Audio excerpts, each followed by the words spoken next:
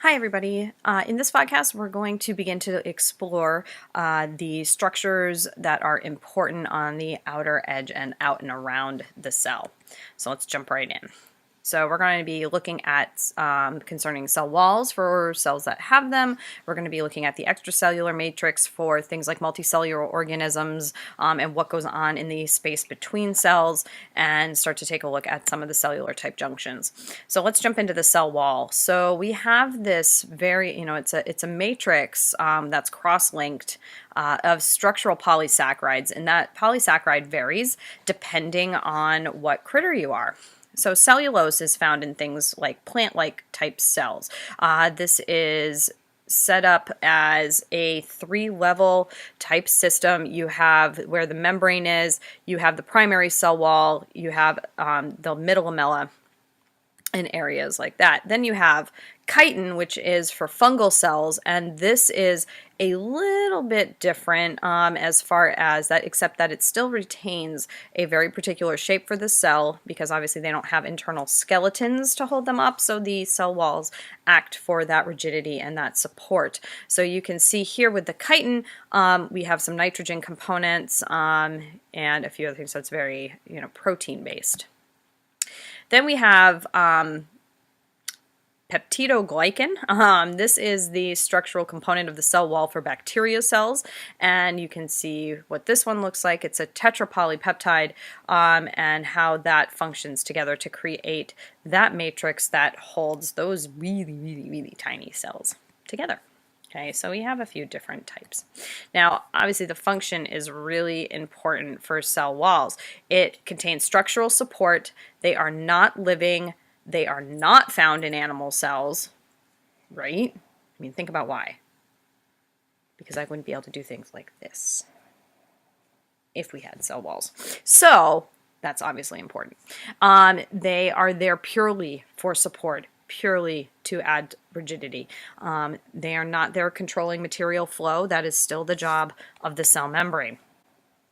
So let's look at when you have multicellular critters, there is the space between the cells. So what's going on outside there that can help to maintain shape of an organ, how the cells interact with one another, and everything. This is known as the extracellular matrix. So it's a connective network of proteins.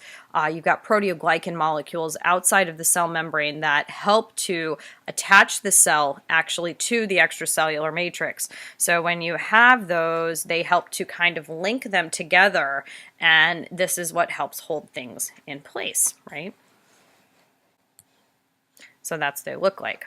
Okay, you have this sort of neat sort of fiberiness that helps to attach them. Their function is really clear. It's cell anchorage, cell communication, recognizing one cell from another, keeping cells stable in the location so we just don't have random cells floating around, like breaking off and being like, oh, goodbye, and so on. Only animal cells have any major extracellular matrix. Again, let's think about why that might be. Okay, think about how are we as animals, and all animals, different from other organisms as far as how cells would be structured with each other. So spend a little time thinking about that. So between the cells, we have junctions. Okay, junctions are really important. These intracellular junctions that actually hold cells together, and depending on the job of the cell and where it's located, you're going to find different types of these junctions. So what's really important is that these are proteins that lock cells to other cells. So you could have instances of where you've got actual channel proteins locking so that there is communication from the inside of one cell to the inside of the other. Okay, so that kind of is where that kind of depends. Functions of this: anchorage, support, transport for those that have open junctions only. Other than that, they're there to hold cells to one another. Okay, so let's first look at open junctions. So you have areas of the cell wall that are going to help connect. Okay, if we look here at this, if we look at this part a little bit closer, here's an EM of intracellular junctions between two plant cells. So you have here what's known as plasmodesmata, which is such a fun word to say. You can see the plasma membranes, the cell wall structure, and then the plasmodesmata, interior of one cell, interior of another, and then you've got these lines there. So which I think is pretty neat. So again, those plasmodesmata, these are open channels that exist between plant cell walls. Okay. We also have gap junctions. Now, in terms of gap junctions, this is going to be open channel systems that exist between animal cells. Okay. So you have little gap junctions that are running between here and this one. Okay, and you can see how small these are. So a little bit of a difference between plant versus animal open junctions. Then in closed junctions, we have, in animals, we have desmosomes. These are rivets, in a way, that anchor cells to the basement membrane of tissues. So something like an epithelial cell that needs to be anchored down to the basement membrane are going to use desmosomes that are going to lock down the cell to that basement membrane. And then we have tight junctions. Okay, this is going to be between cells.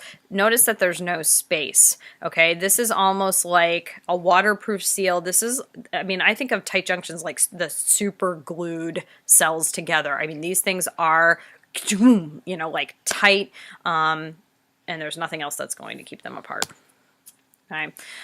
So this is just sort of a schematic to show you some of the differences that exist between some of these cell junction types that we have. You have your space between the cells that you can see. The plasma membranes of adjacent cells are that yellow line. We have our tight junctions here that are locking the two cells together. So see how they're really tight? There creates no space between the junction. That's super, super tight. You have your desmosome here. These are your anchoring proteins that lock, but you can still see that there's some space between them. Gap junctions. Okay, there's the tube. So these are channel proteins that are going to connect two cells so that I can get in from one cell through that protein and into another cell. Okay, and so these are just some of the more basic types of junctions that exist with cells. So there we have it, short and sweet. If there's any questions about any of them, go ahead and jot them down. From here, we're moving inside the cell. So have a great afternoon, evening, day, whenever it is that you're watching this. Talk to you later. Bye.